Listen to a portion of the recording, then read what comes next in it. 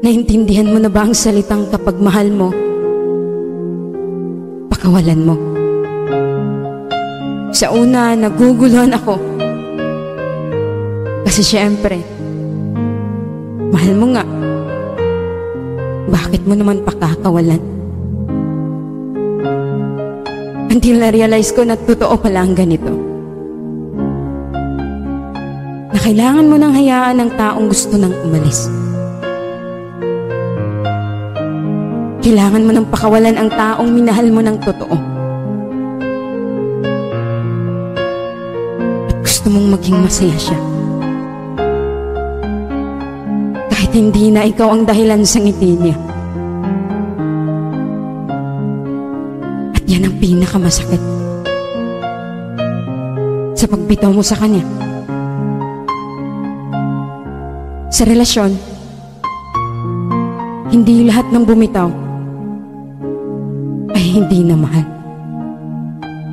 Minsan bumitaw tayo kasi kailangan nating pakawalan.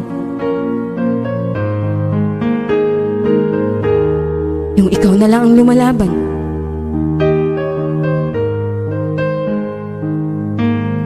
Hirap ka nang iangat kasi. Hinihila naman niya pababa para ikay sumuko na. Kung ikaw ang aking tatanungin, pinakawalan mo ba? O lumaban ka? Ang hirap naman kasi lumaban kung ikaw na lang mag-isa.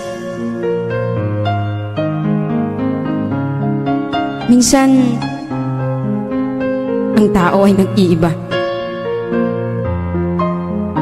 Hindi mo hawak sila. Kapag hindi ka na gusto, pakawalan mo na.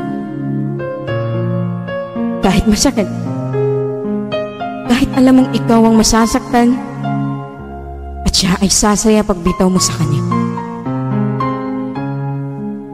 Mahirap, pero kailangan. Siguro naman hindi na tayo magmukhang tanga.